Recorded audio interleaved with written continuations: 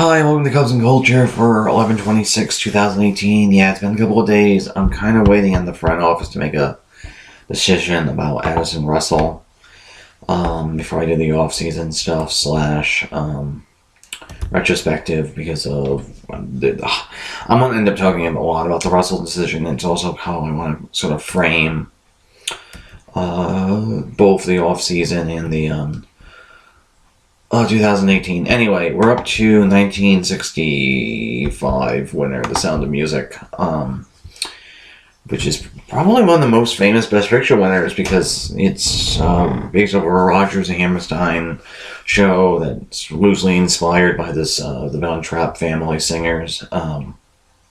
It's a musical. It stars Julie Andrews and Christopher Plummer. It won picture director and sound and film editing, and then as well as score,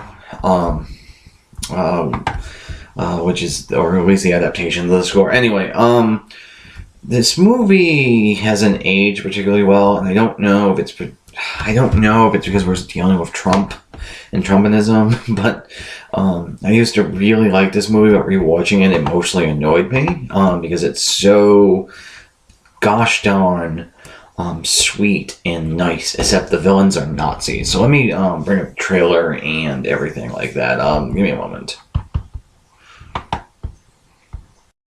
Okay, so The Sound of Music as a film is mostly the story of Maria, who's a nun in training, and she's not very good, but she's not undisciplined, and she gets sent off to be a governess for Austrian naval officer, played by Christopher Plummer,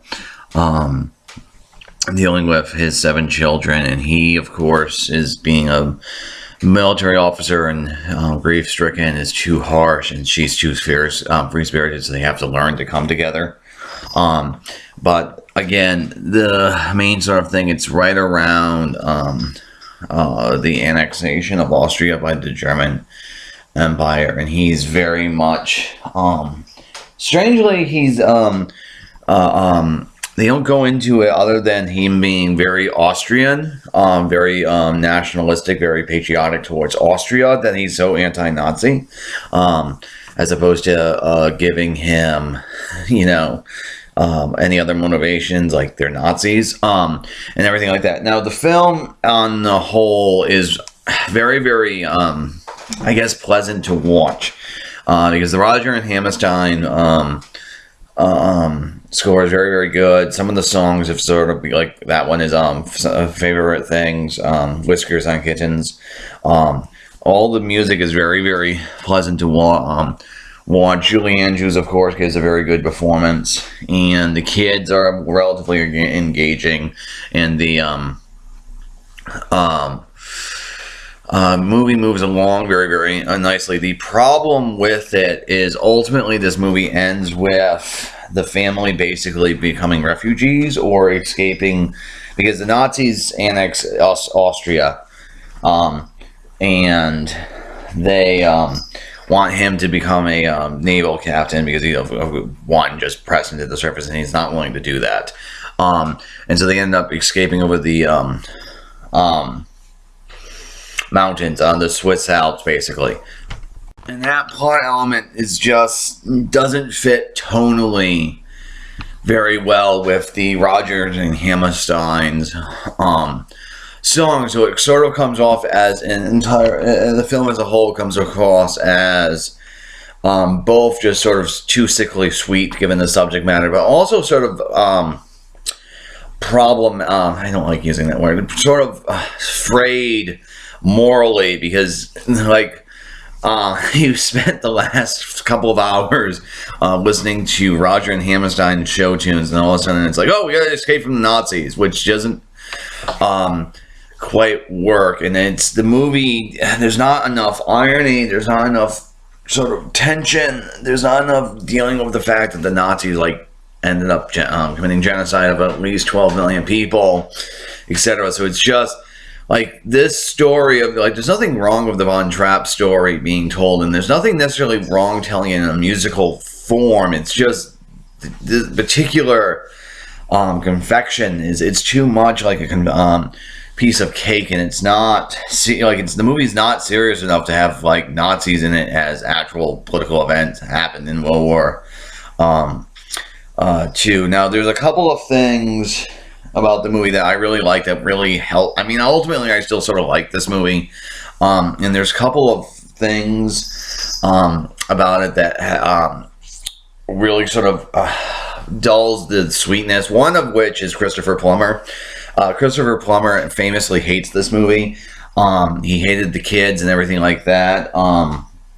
And so he actually, to this day, refers to it as the sound of mucus, and he was constantly fighting with everyone. And his Captain Von Trapp is absolutely, like, it's a brilliant bit of art imitating life, because the captain himself isn't supposed to be exactly a very happy-go-lucky guy, and he doesn't really like Maria at the beginning, and he doesn't really like his kids, and he's just a very repressed sort of naval officer. And so Christopher Plummer actually hating basically everyone involved in this production and hating the material sort of gives his Von Trapp one that sort of subversive edge, because you can tell that he's like Christopher Plummer's annoyed most of the time in this movie, but also it sort of makes it seem much more like it's Maria being frivolous and not the film. So there's that.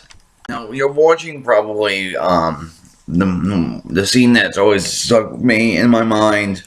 Is sort of memorable, but it sort of gets into the whole issue with it, tonal clashes, because this is a silly puppet show and a movie involving Nazis.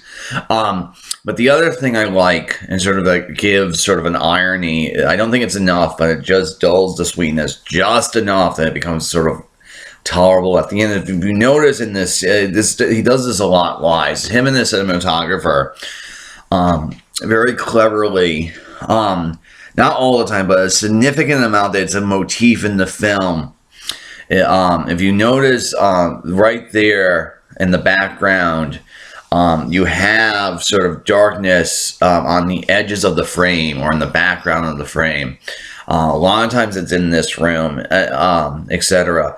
And there's that's a good example of it. And so there's sort of a visual motif in the film where it's fairly subtle if you don't pay attention to looking for it, where darkness around the edges of the frame, especially in some of the more cutesy moments like in the puppet song,